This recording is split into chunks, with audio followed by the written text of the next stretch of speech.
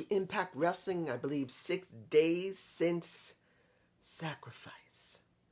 A disappointing show, and I'll say it again, not because of the wrestling or the promo segments or the interviews. It was production that made the show look bad. Now, taking away what happened in the show, was production better? Because I know not everyone's going to see the same thing as I do, but as a fair reviewer, I got to be honest about it. No. The same problems that happened on the show are there. Whoever is running production at this moment, telling the cameraman to zoom in like this, is still there. Now, I want to make this clear. Can you, hang on, brighten it up a little bit. Can you still watch the show, even though the camera work is not very good?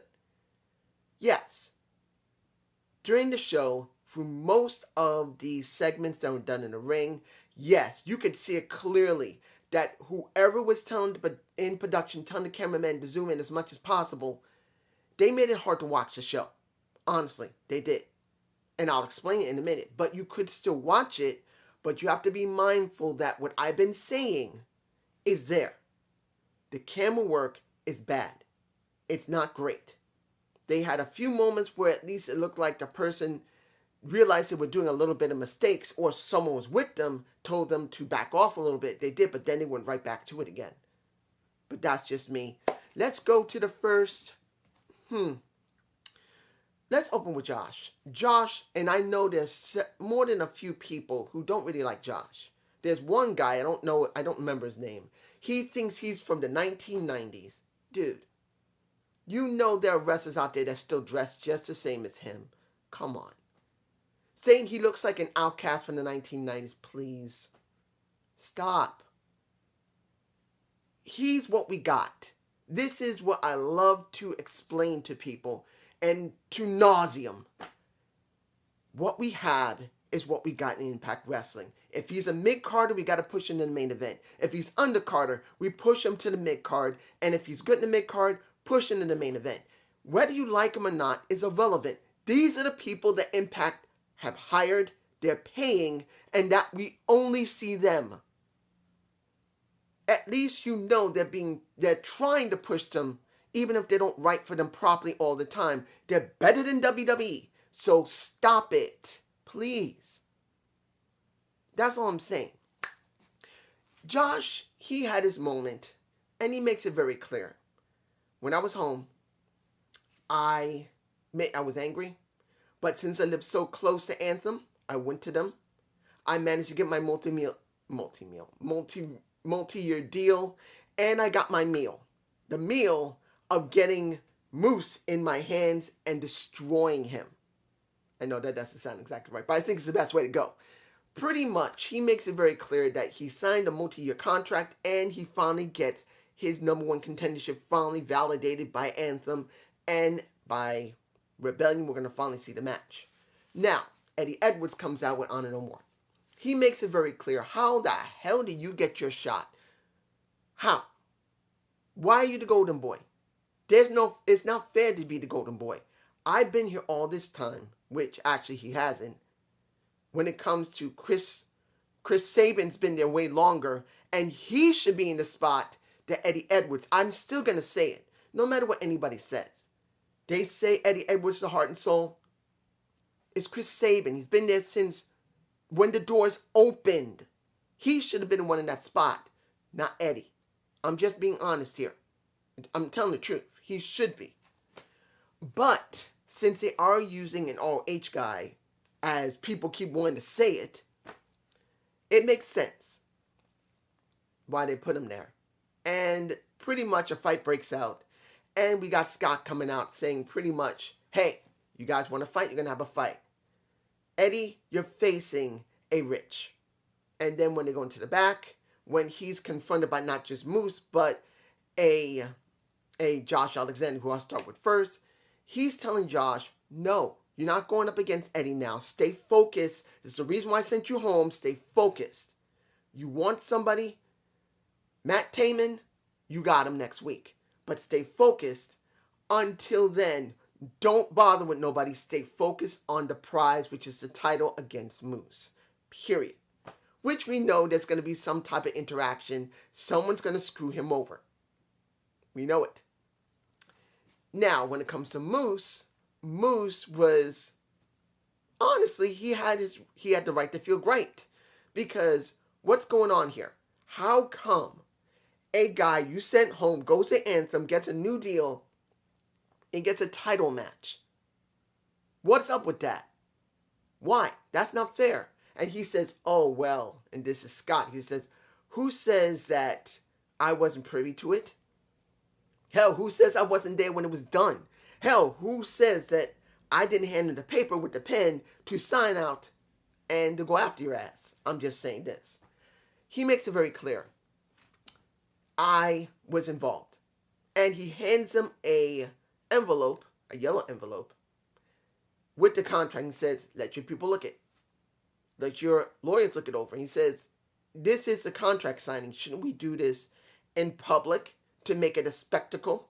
He says, normally, yes. But at this point, no, you don't want to be dealing with Josh in this situation right now. You don't.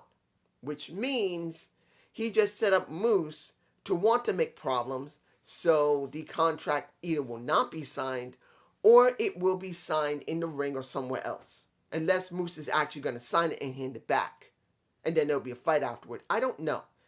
But this is coming. As I said before, if anyone had heard me, I didn't see Josh Alexander turning heel. Now, mind you, after Rebellion, once he wins the title, that's something entirely different. If he does turn heel, because if Scott is still screwing with him, he will not turn to Honor no more and just go with them, or he will go off on his own and have a vendetta against Scott. That could still happen after he wins the title, but before winning it, he's staying as he is, no matter if you like his ring attire or not. Now, the next match, a triple threat. Now, this is for Rebellion. It seems that, seeing Trey on commentary again, okay. Seeing that it's going to be Skylar, it's going to be Ace, and it's going to be Crazy Steve, who I think should have won. I think Steve should have won. Honestly, guys, this is me. Steve, as far as I know, has never been exhibition champion. Yes, Skylar hasn't either. But Steve's been there long enough that he should have been given this right to actually, by now, unless I'm wrong, yeah, he has won the X Division. As far as I know, he's never won it. He's won Tag Gold. I think this is the time they should give him the title. He's earned it by now. He's always done high-profile stuff. He has done good ring segments.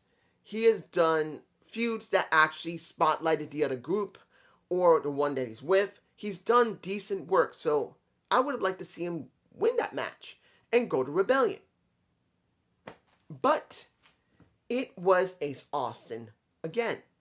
Now, as I've said before, who looks like a true main eventer from the X Division? That's Ace. He does. He has the look. He's been working on his promo skills.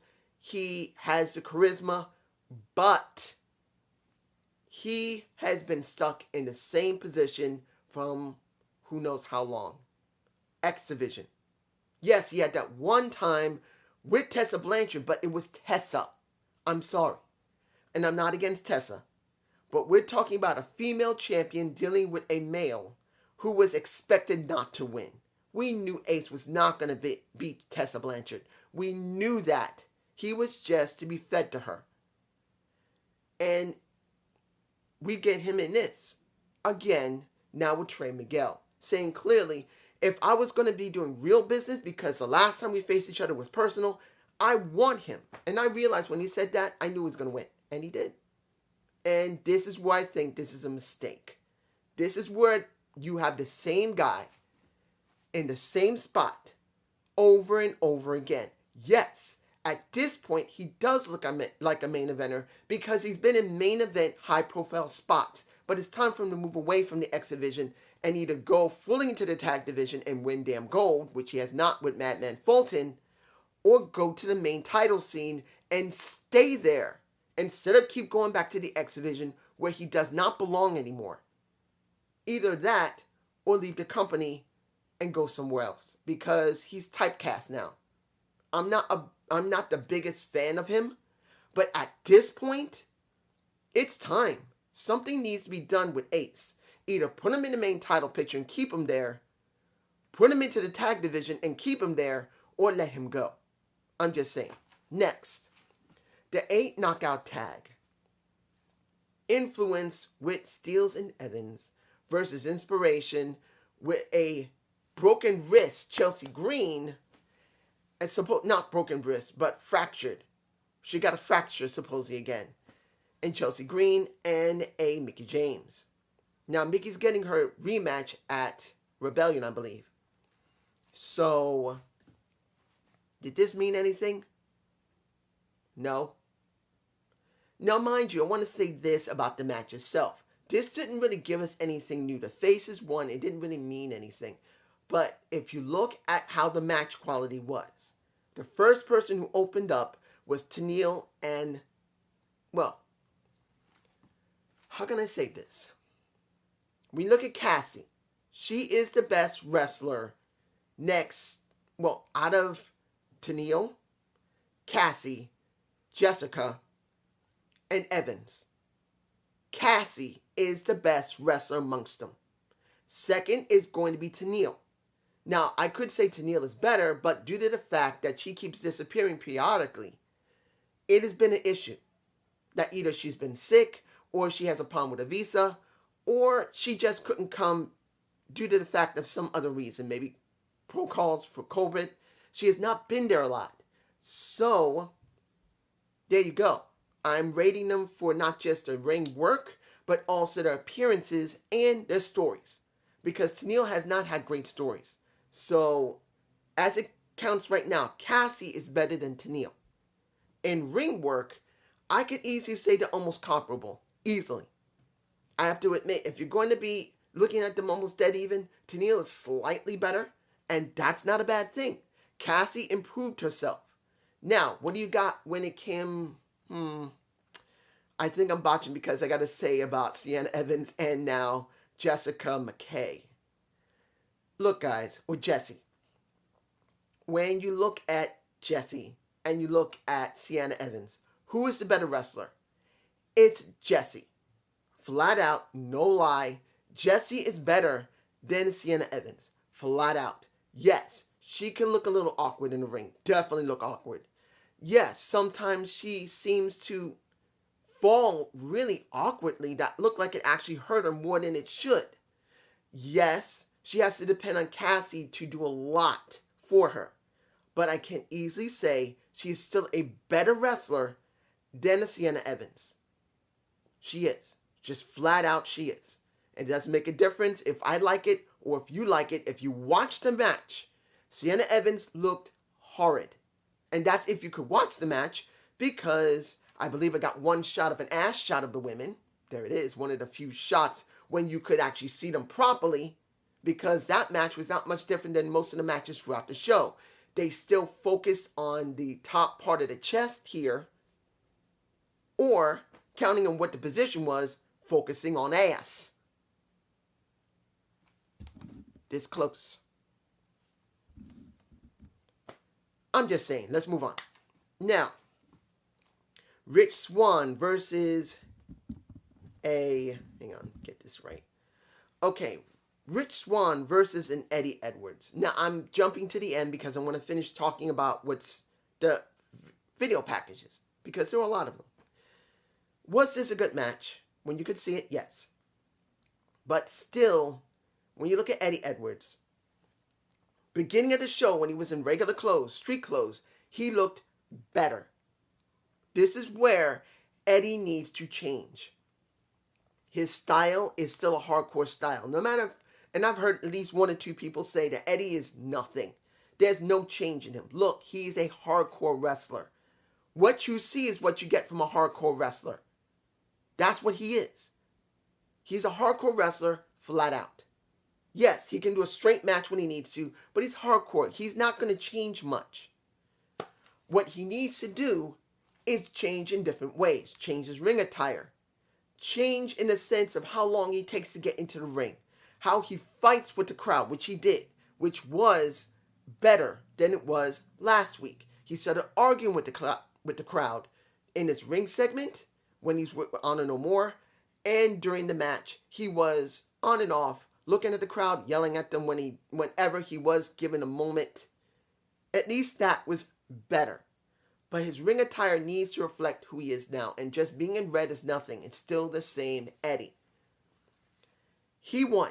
I was not surprised. The question is going to be, when is he going to interact more with, well, Moose is not going to be the issue. It's going to be Josh. He's going to mess with Josh. He did that in the beginning. This is just a catalyst until they reach Rebellion. Now, taking care of all the matches, when it comes to the ring segments, when they did their promos, the ones in the back were fine. Like, when it came to, of course, you know, Violence by Design was fine. It was perfectly alright, and they were perfectly fine with what they said. We got what we want. We kept our part of the bargain, but you wanted to chew us out. You wanted to screw with us. This is what you get. I was fine with that. I was happy with it. Now, when it came to this is what got me mad. Deonna Purrazzo, her interview, dealing with Shaw and Lady Frost. Why? Why? This shows you, as I told you, they got no women, and they just screwed up two women that should not, I repeat, should not be jobbing to each other, or with a possibility to a Deonna Purrazzo next week, because Shaw was messing with Purrazzo, and then basically Lady Frost started messing with Shaw, and then Purrazzo got so angry she said, I'm done. You two, I will face you triple threat next week. Why? Is it because they got no one there, and the only two people they could use that has not been seen is the ones that's already, one's job to the other. One is jobbed to Deonna Purrazzo, which is Lady Frost. You already jobbed to her. Then Shaw jobbed to Frost, and then Frost jobbed to Shaw, and now when they go in the ring, there's a very good possibility that both of them will job to Deonna Purrazzo at the same damn time. Why? Why? This is not how you're supposed to do things. This is wrong. You shouldn't bring in two new women to make them job to each other and one job to the champ, and now eventually the same one's going to job to the champ twice, and the new one is going to job to the champ instead of building her up along with the other one. You couldn't bring in fresh meat for her to just go through. It's dumb. But that's just me. Now, the segment with Bullet Club dealing with Alex Shelley. I know I'm mispronouncing his name, his first name. But let me give it to you like this. Was the segment with Shelley good? Yes, that's if you can see him. I believe I got the shot of him really close up in my face. And if you see it, that isn't coming from the men down near the ring. That's coming from the hard cam. I should have the shot. This is a hard cam shot. And that's out of my face. What the fuck is wrong with the idiots in production? Normally, if a guy's up near the ramp, near the Titantron, you have someone like the guy who is the cameraman near the ring walk all the way over there and take a shot straight at him or them, because eventually Chris Sabin comes out to back him up. And he's going to have a match. They're going to have a match with Bay and White. Fine. But when you see this, it was dumb to the point where you can see everyone passing back and forth in front of the camera. Guys, as I said before, presentation is everything for the people at home. I know many of you will say, oh, this wasn't so bad. Yeah, it had a few mess ups, but it isn't so bad. No. If WWE can get it right, and they're a piece of crap right now when it comes to the booking and how they treat their wrestlers, how come Impact can't do it? If AEW, where they're, not maybe everyone likes AEW, I know. Gettysburg has made it very clear he doesn't like AEW, fine. But they get the camera work right. They get the audio right. And they've only been around 3 years. They've had their issues, yes, but they get it right. How come a show that's been around for 20 freaking years, at this point, having majority of the same people still working in production, the same people who run the cameras, I'm sure for the last 10 years it's been the same cameramen, the same sound men or women, the same people in the production room. Most of them are probably still the same people for the last 10 years. How come all of a sudden they're screwing up? Someone has to be telling them this. They don't just do this because they do it. It's because someone dumb does not get it. That presentation for the people at home means everything. It's not just for the people in the arena. I'm just saying. Now, was this a good show? Yes, it wasn't bad. Taking away from the camera, which I brought up a lot, which I have to as a reviewer because I have to be honest to you guys. It wasn't that bad. You can watch it even though you're going to have to deal with the annoying camera work. Audio was so-so, but the camera work was the major issue. And what is it? Anthony Santino. He was not there. Maybe he's only there doing maybe the pay-per-views or the Impact Plus. He might be there. But he was not there this time. But this is just me. You guys tell me below. Have a good day. Have a good night. Peace.